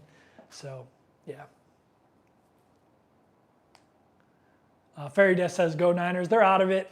It doesn't even matter if they win the day. We not only beat them twice this year and have won 3 in a row. I hate the Niners more than any team on the planet. It goes back to like Ken Norton punching our goalposts, Dana Stubblefield saying same old Rams, and 49ers fans are absolutely the worst, even though they haven't won anything in 30 years. You'd think they won the Super Bowl every single year. They are the worst fans. They're just the worst. So, but good for you for liking the 49ers. But and we knocked them out of the playoffs today by winning. They did have like a really small chance still, but today by the Rams winning, we knocked them out of the playoffs completely. So they're done. They should probably lose every game so they can get a good draft pick, a better draft pick. And they're about to have to pay their quarterback a ton of money. So I have a feeling they're not going to be very good for a while. And there's rumors that they might trade their coach, which I would love because he's amazing. I would love for them to trade him to the Bears. That would make me really happy. Yeah, so you were a 49ers fan back when Ken Norton punched our goalpost. Ken Norton Jr. punched our goalpost, and Dana Stubblefield used to call us the same old Rams, and Merton Hanks used to do that messed up stuff with his neck. And yeah, and 49ers fans are just obnoxious. Like they're the most obnoxious fans. Like I hate the Seattle Seahawks too, but they have good fans. 49ers fans are just obnoxious. Like they're annoying. But yeah. Travel for Food says, I just retired Navy, 30 November. Congratulations. If I would have stayed in 30 years, I would have been retiring in November. I joined the Navy mid-November of 1994. Any recommendations for me on full-time travel? Starting off in Bangkok. I mean, you're starting off in a great place. Thailand. I love Bangkok. I mean, obviously go check out Chiang Mai. So I would say check out 3 places in Thailand at least: Chiang Mai, Bangkok, and Jom Tien. Because then you'll get beach life, you'll get city life, and you'll get like smaller mountain city life. And you'll see which one you like better because they're different. But yeah, I would do that. I would go to Kuala Lumpur. If you've never been, you might have already been in the Navy. I like Kuala Lumpur. Some people don't like it though because there's not a lot of partying there. If you like the party, you're not going to like it. But yeah, I would go there. Vietnam, I would go to Bali, obviously, just to say you've been. You know, yeah.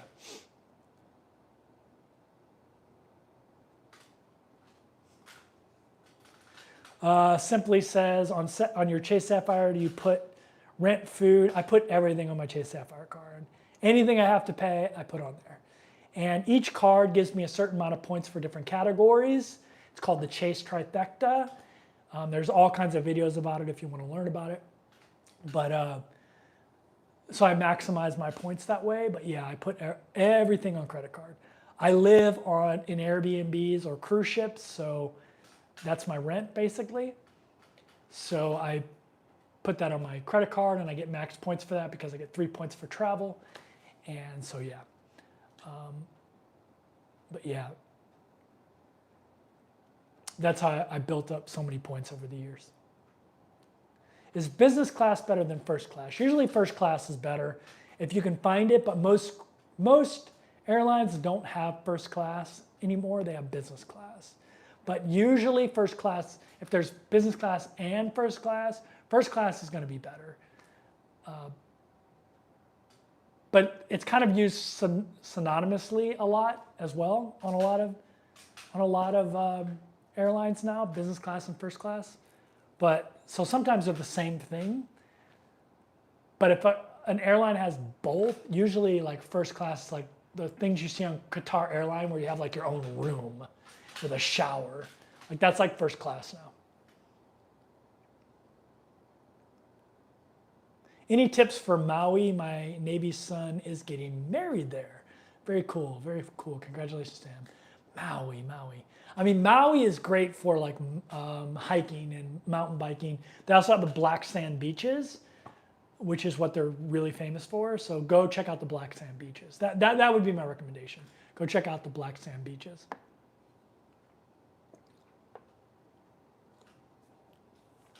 Travel for food did 23 years. Congratulations, that's amazing. I only stuck around for 20. But yeah. Sometimes I think about that I could have retired this year with 30, which would have got me 75% of my pay. And I'm like, whoa, man, my retirement would be huge. But it's all good. I wouldn't give those 10 years up for anything that I got back. I'm all caught up on questions again, so if you have any more, throw them out there. Make sure you put a question mark on the front of it. If I missed your question, it wasn't on purpose, just throw it back out there, and I'll be sure to answer it. I enjoy these Q&A sessions. I mentioned in this video I'm an introvert, and this is one of the ways I like to socialize, hanging out with you guys. I'm checking the Tampa Bay score here. Okay, good, Dallas is up a lot. Awesome.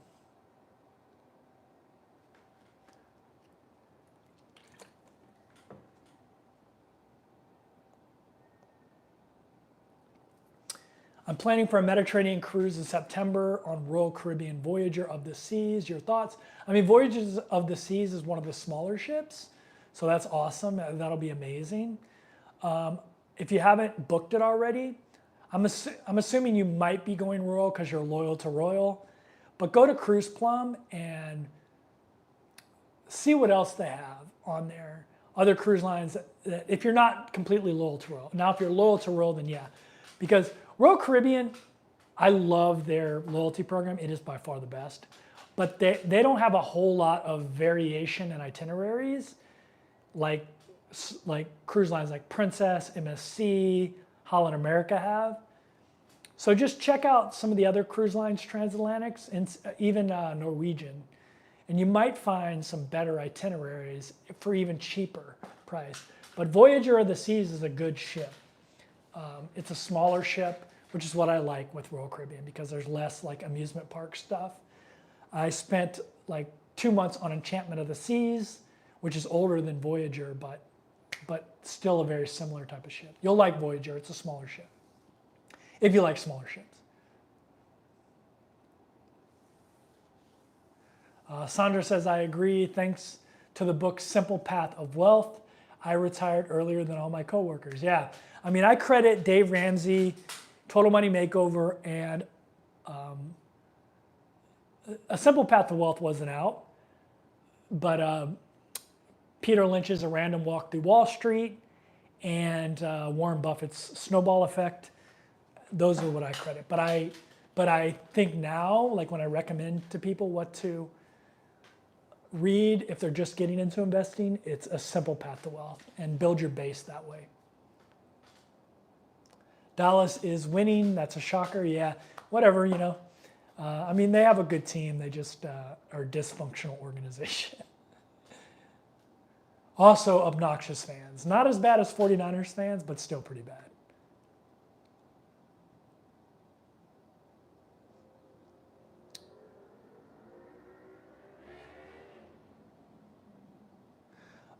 Jody Miller says, there's Cruise Plum for cruising. Is there any particular place you go for flights? So I always start with Google Flights. It's the best. I used to use Skyscanner, but Google Flights is so intelligent now that use Google Flights because that's going to show you everything. So Google Flights is an amazing tool. So yeah, use Google Flights to search. That's what I always do first before I even go to the Chase portal. I want to see what the prices are, and then because Chase portal doesn't have certain airlines, like it doesn't have Southwest, which is something I fly all the time when I'm in the States. So yeah, I always go to Google Flights first because you never know, you might find a super affordable airline on there that's a good airline. That wouldn't appear on the portal. But yeah, I usually use Google Flights. Google Flights is amazing. Like, it's by far the best search engine for flights. And it's getting more and more, with all the AI integrated into it, it's getting more and more intelligent for like finding the best days to fly, for tracking flights, like prices, things like that. It's getting really good. Merry Christmas. Yeah, for me, it's the 23rd, so I'm almost there. Tomorrow will be Christmas Eve. So I'm much closer than you guys in the States, a little bit closer to Christmas than you guys are. Does Google show Southwest? Yeah, Google shows Southwest. Google Flights shows Southwest. I love Southwest. Like I love choose your own seat. I always get early bird, and a lot of times I get upgraded. A lot of times I'll get the A list if I have enough flights that year. I just get it automatically. But I love it. If I ever settle down in the States, I will definitely get the Southwest credit card to get automatic A-list, which if you don't know what A-list is, it gives you boarding priority A1 through 15, which means you're the first 15 people to get on. And because I travel carry-on only, I want carry-on space. I don't want to have to check my bag. So yeah, but usually I just go with early bird, and that'll usually get you in the top, it'll get you in the A group, like A 16 through 60, it'll get you somewhere in there. And that's good enough. If you're in the A's and the early B's, you don't really have to worry about running out of overhead space or getting stuck with the middle seat. There's no business class in Southwest, by the way. It's all the same type of seats. They do have what's called Business Select that you can pay for, but here's a little insider information. Just book the normal, cheapest way to fly, and then a couple days before the flight, you can upgrade to that for much cheaper, and if you want that, which will get you in the A list if you don't have A list with the amount of flights you've taken or stuff like that. Another thing they have with the credit card is Companion Pass. So one person flies for free with you.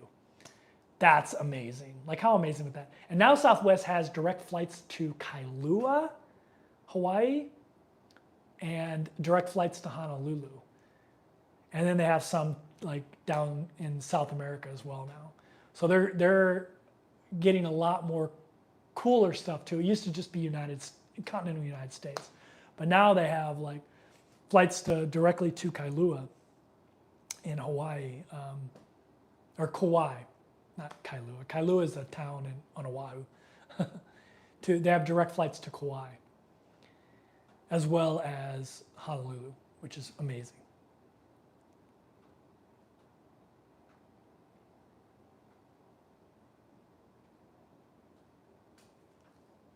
Nana on the Run, 17-day Antarctic vacation begins January 8th, 2026. I might be on that with you. Just booked to Antarctica on Sapphire Princess. I might be on that that cruise with you, Nana. You might see me on there. Do you drink fufu coffee, iced or hot? Hot. I do drink iced coffee every now and again, but I like hot coffee in the morning. Coffee is my morning thing.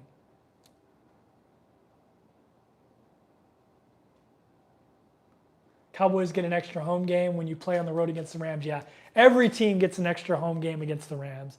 LA Rams fans, I mean, I'm a St. Louis Rams fan. I just stuck with them. But LA Rams fans don't go and support their team.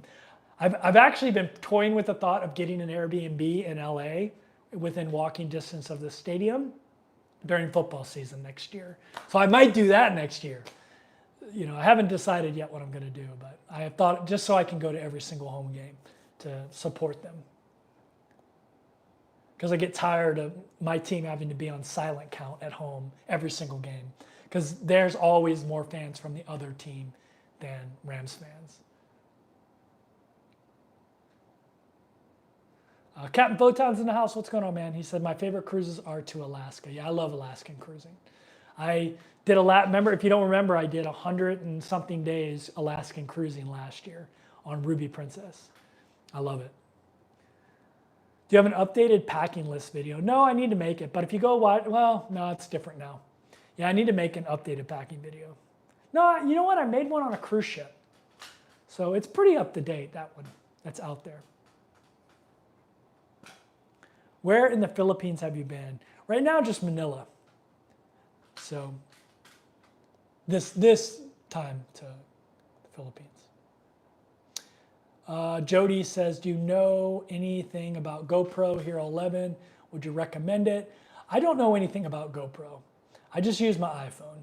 I did buy the DJI, which I plan using when I go on the cruise ship. Because of the wireless mic integration, it's much easier than the phone. But yeah, I just use my phone. I used to have a GoPro, and it's just kind of a pain in the butt. But GoPro does make good cameras. But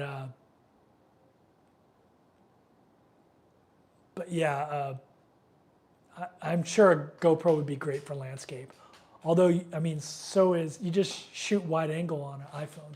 I think it would be just as good.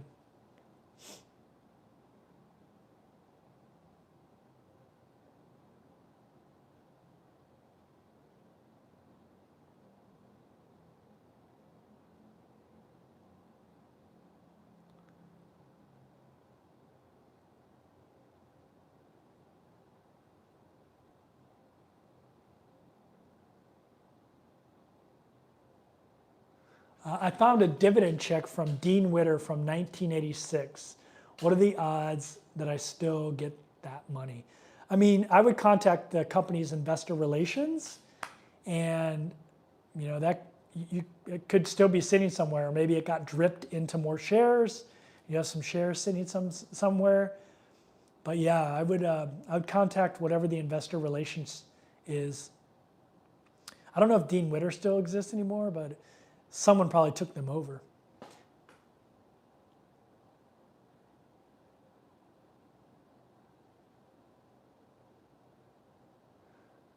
Bijan Bain is in Thailand. What's going on, man? How you doing?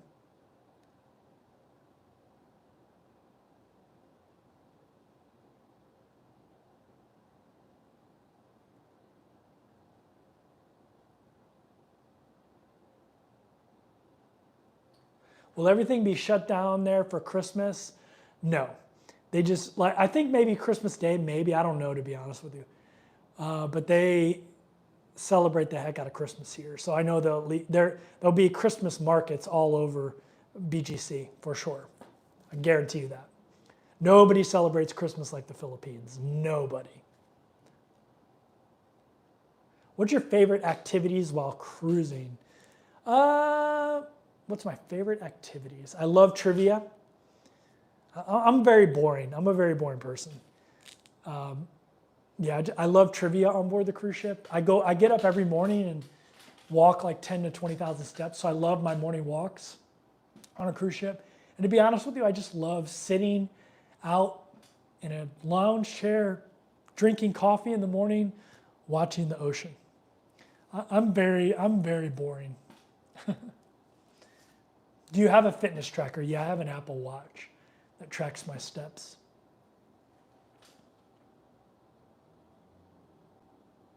Would you prefer lives over vlogs? Why do you prefer lives over vlogs? Is it just the editing, or do you need to talk to people? I like the interaction. It's a lot of fun, and it is just easier. I mean, it really is. Like, I don't have to do any editing, so I do like it.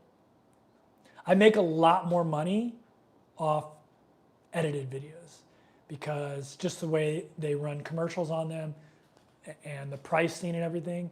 If I did these exact same videos as edited videos, they would make a ton more money. Like the intro of these videos where I talk about a certain subject. So financially, it doesn't make any sense for me to do these lives. For the topics that I'm talking about, it would be better if I just did, I made edited videos. Even if I didn't edit them very well, they just make a lot more money. But I enjoy doing the lives. I'll probably do a lot more edited videos on a cruise ship because it's a lot more difficult to do live streams.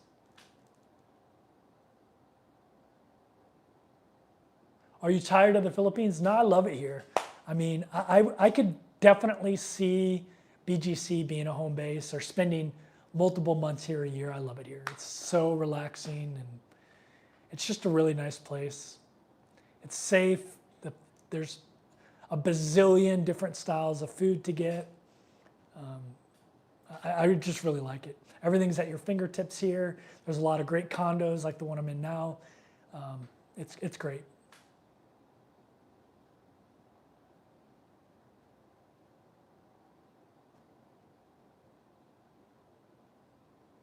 Monica says, coming in late, how difficult would it be to travel in Southeast Asia? It's pretty easy to travel. I mean, nowadays it's super easy. If you're talking about cruising there, you'd have to take a trans-Pacific cruise, probably leaving the west coast of the US or Canada around September, October. Most likely just going to Japan, which wouldn't be Southeast Asia, but there are cruise ships that go all the way to Singapore. So you might be able to find some that go to Singapore.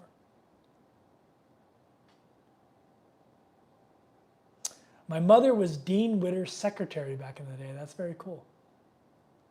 Monica says, I'm 73. I think anybody can come to Southeast Asia. If you go to like Thailand and you go to like any of the beach towns, or you're going to find a bunch of, especially older gentlemen that live there in their 70s and beyond. It's very easy to travel. Ruby Princess was my first ship on your videos. Also took her to Alaska after the captain put a hole in her. Yeah, I love Ruby Princess. It's one of my favorite ships. I love the promenade deck. That's what I love about Ruby. I love that class of ship for the promenade deck. Their Piazza isn't my favorite. I prefer the ones on like Sky Princess and that class of ship, Discovery Princess, Enchanted Princess. But I love the promenade deck on that class of ship.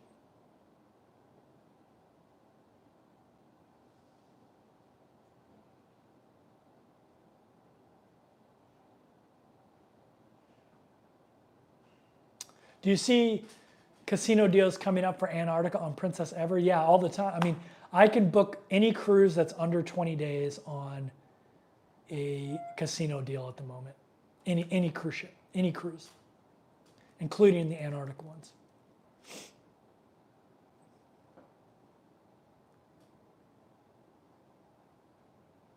People in general give a lot of flack for cruising instead of slow travel. Yeah, I know there are a lot of people that have strong opinions about cruising and whether it's good or bad. And I say go travel how you want to travel, you know. I love cruising because it's effortless from a travel perspective, and I love waking up somewhere new every day. It's the only kind of travel you can do that way without you putting forth any effort. You go to sleep. I spend all day in Oslo, Norway. I come back to the ship, eat dinner, maybe go see a show, watch some live music, go to sleep, and I wake up in Tallinn, Estonia the next day. You know, I love that. I love every day waking up somewhere new without me having to do anything. And it's a carefree life. You don't even have to make your bed if you don't want to. I always do because it's something I just do. But I know it sounds weird to make your bed on a cruise ship, but I always make my bed. But unless unless it's the day that they strip the sheets or whatever. Cannot beat people watching on cruise ships, especially Carnival. I can grab a drink, read a book on my phone, and sit in the chair all day. Yeah. Carnival has an interesting cast of characters. Did you do the St. Luke's health test? I haven't yet. I'm going to, though, in January. Do you ever think you'll be coming to Vancouver? I cruised out of Vancouver all last year, Mike. I cruised out of Vancouver on Ruby Princess for over 100 days last year. But I might be doing it again this year. It just depends on when I come back to the United States from Europe. But I might do that similar thing as I did last year, where I'm just cruising in Alaska out of Canada until the ship heads over to Asia. So yeah, I might do that this year. All right, I'm all caught up. I think I'm going to call this a live stream. We've been going for a couple hours now, and I'm going to go watch the end of the Tampa Bay Dallas game. Thanks everyone for joining me today and asking all the great questions. It was a lot of fun. I really enjoy this, and I'll see you next week. I don't know what the topic will be yet, but if you have any recommendations, type down below. Merry Christmas to you guys too, by the way. I won't see you guys, and happy holidays.